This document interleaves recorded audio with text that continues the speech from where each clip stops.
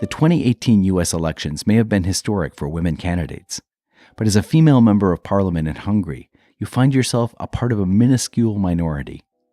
And so you fight, every day, to challenge this problem. You find stories of inspiration all around you, but to many girls in your homeland, you yourself are an inspiration. You're listening to 2233, a podcast of exchange stories. I was amazed when I was in New Orleans when you had the Boo Parade. I was amazed by the fact that the whole town was having party together, and there were the trucks with heavy music and people in very scary suits sometimes.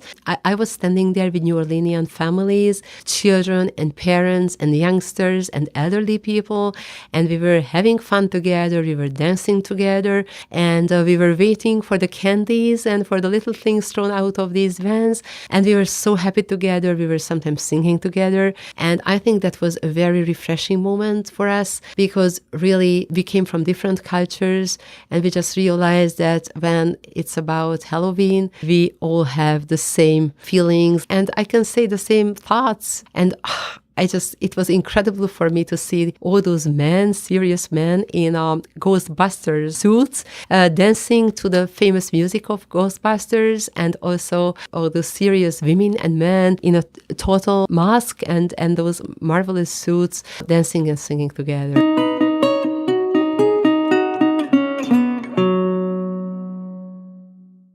This week, celebrating democracy in beauty parlors and nail salons, talking about problems out in the open, and finding a community of women all around the globe. Join us on a journey from the Hungarian Parliament to the halls of the U.S. Congress to strive for equality. It's 2233.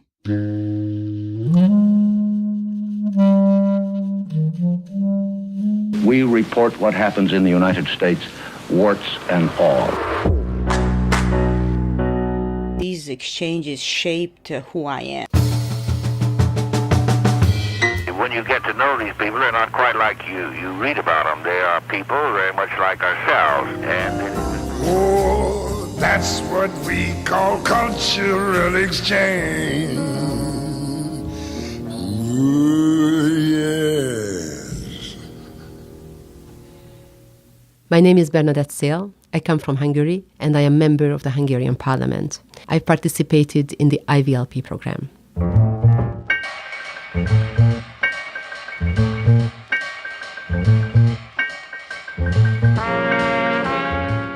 First of all, these 3 weeks, I had the chance to spend with a lot of female leaders, gave me a lot of positive vibration and energy, because I come from a male-dominant field.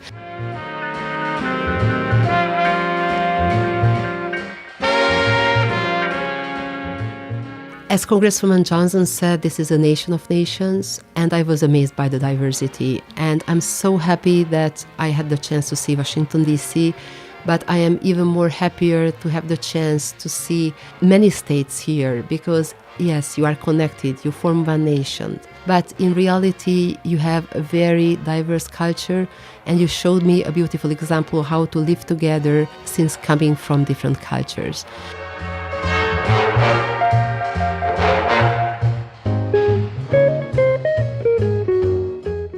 I'm always amazed by the fact that here people talk about problems in a very forthcoming way. And I think this is very important, because if you want to build democracy, then you have to talk about the problems, and the atmosphere is very open here. I had the chance, when I had the home hospitality, to have political discussions with people. People were talking about politics and problems very openly, and they did not want to disguise it, even from a Hungarian person or a person coming from abroad, but they were asking me about my home and what kind of problems we have. And this open discussion between international people is always giving the feeling that you can get closer to each other and you can share your problems, so you can maybe share your visions as well.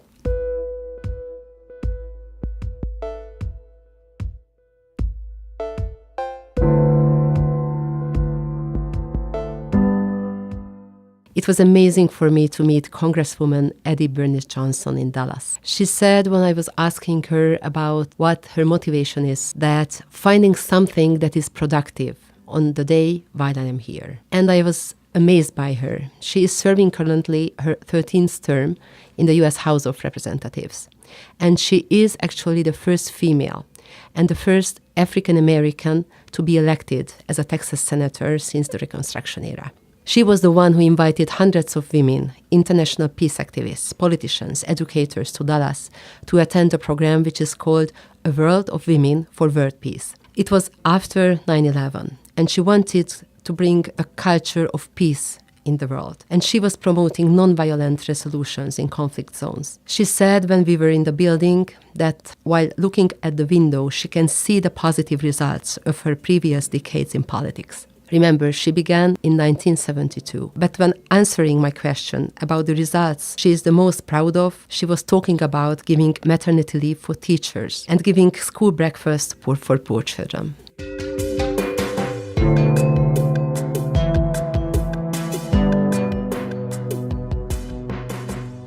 When we were in New Orleans, I had the pleasure to meet Cindy Nguyen. She is councilwoman. She arrived to the United States at the age of 5. Her parents told her that it would be a vacation. But when they were on the ship, crowded ship, full of people, she thought that, this would be a very interesting vacation. She has one of the most difficult electoral districts in New Orleans. But she made up very creative campaign techniques. For example, she goes to nail salons and to barber shops and she makes cuts and conversation. So she has the possibility to meet people on the spot. And she does coffee and conversation as well. But she does one-on-ones in the city hall as well, and she can devote half an hour for one person, and this goes on and on for like 3 hours of time. And I was amazed that even on Sundays, she finds the possibility to get connection to people. She has Sunday live broadcast on Facebook, and it is very interactive. People can ask for questions because she realized that many working women with a lot of children and work and business and everything, they do not have time to deal with politics on weekdays because she wants to be accountable and she wants to be authentic. And I'm very convinced about the fact that without the leadership of the women, societal problems will never be solved. So I really cross my fingers to Cindy Nguyen. She was just elected, and I wish her all the good luck in her very precious work.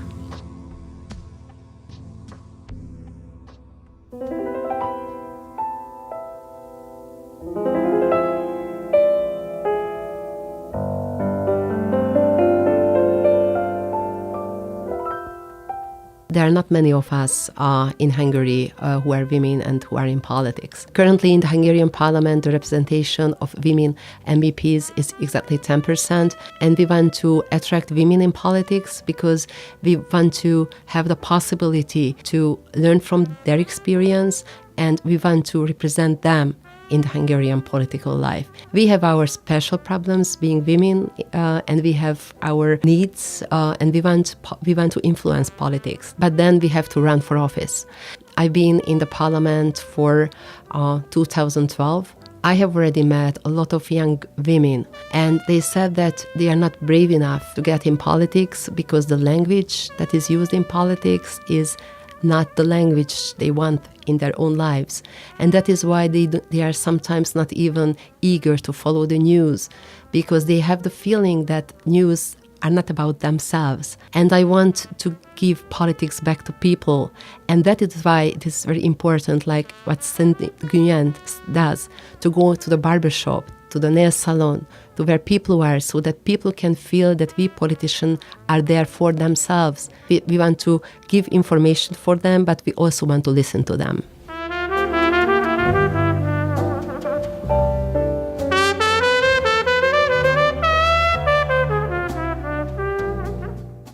Throughout the program, we had a lot of opportunities to meet women in the U.S. military and also in police. And I was amazed how hard work it is to hit the stereotypes all the time. I have to tell you that almost 17% of the military are women who are currently on active duty.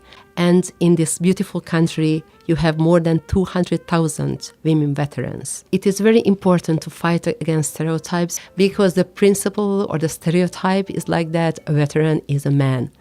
Not anymore.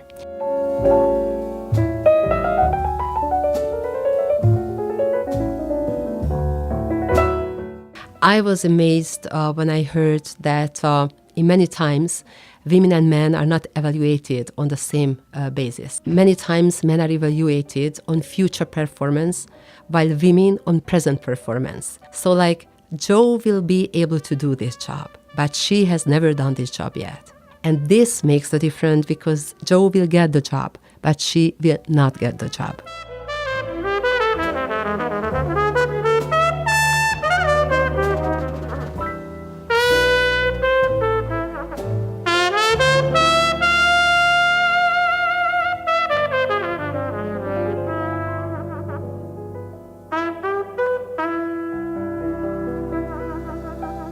There is a clear correlation between the reported domestic violence events and how many women are out there on the streets. If you have more women out in the streets and if you have more chance to meet them, actually you have more domestic violence issues reported and you can help more people and you can prevent a lot of issues that must be prevented.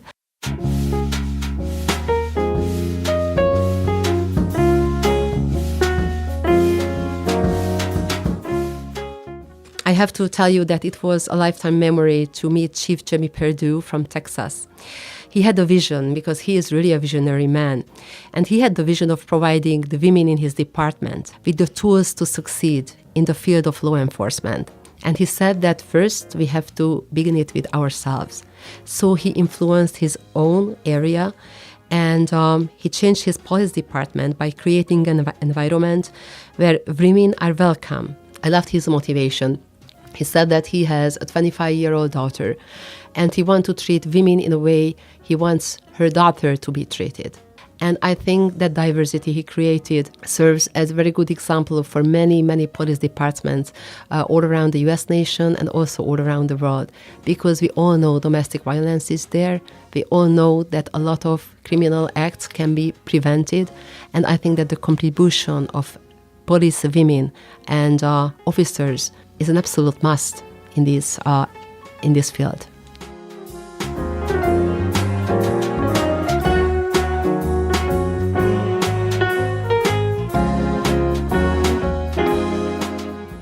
I was very proud of the fact that we were there from 5 continents of the globe, representing almost 100 countries in this earth. And when I was talking about how important the NGO participants is when the state operates, I was given a big applause from the audience. And they said that they have never heard a politician talking so nicely about the NGO sector.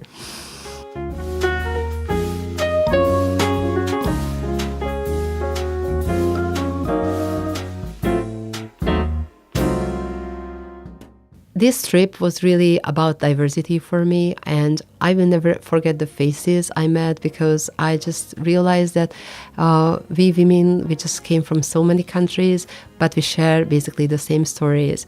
And I have all the pictures and selfies with me, and I have all the stories behind those pictures and selfies, and I'm going to preserve these stories for the lifetime. And I'm sure when I will be on the spot sometimes, giving interviews, meeting people in the marketplace or in front of barbershops or nail salons, and Cindy Nguyen does, these stories will come into my mind because really we gave very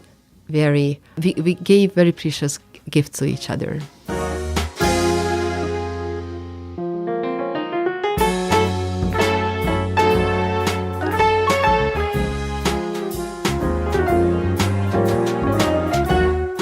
Yesterday when we had a farewell party in the hotel, I was just amazed when I was looking at the different dances of the participants of the programs. They were brave enough to go on stage and show what they have in her own cultures.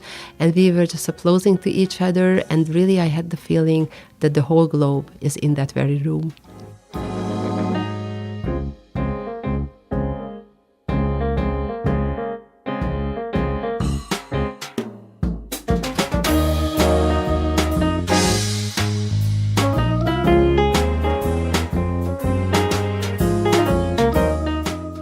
I have the feeling that these positive vibrations stay with me when I get home, and I can give it over, pass it on to girls and women and other people in my own culture, because I am really convinced that without women leadership, the societal problems will never be solved.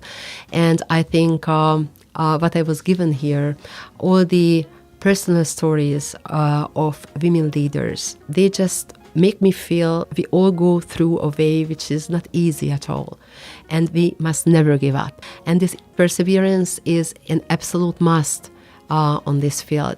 And being together with so many women, it was really like a sisterhood.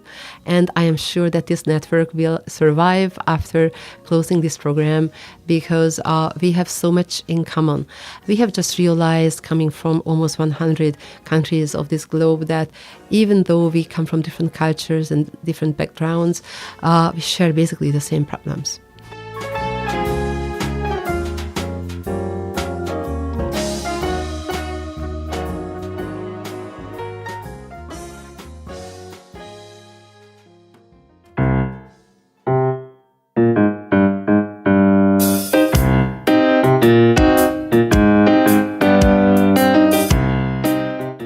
"2233" is produced by the Collaboratory, an initiative within the U.S. State Department's Bureau of Educational and Cultural Affairs, better known as ECA. My name's Christopher Wurst. I'm the director of the Collaboratory. 2233 is named for Title 22, Chapter 33 of the U.S. Code, the statute that created ECA. And our stories come from participants of U.S. government-funded international exchange programs.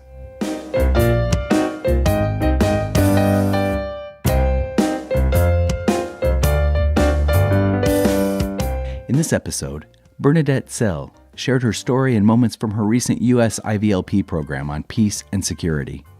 For more about the Fulbright and other ECA exchange programs, check out eca.state.gov. We also encourage you to subscribe to 2233, and you can do that wherever you find your podcasts. And we'd love to hear from you. You can write to us at ECA Collaboratory at state.gov. That's ECA Collaboratory at state.gov. Special thanks to Bernadett this week for her story and her commitment to democracy in Hungary. I did the interview and edited this episode. Featured music was Deep Forest by Ralph Martery and his orchestra. Acclamation by Water Features. I Can't Get Started by Ruby Braff Quartet, and La Palazza by Gustavo Cronenzi. Music at the top of each episode is Sebastian by How the Night Came, and at the end, the credit music is Two Pianos by Tager Lius. Until next time.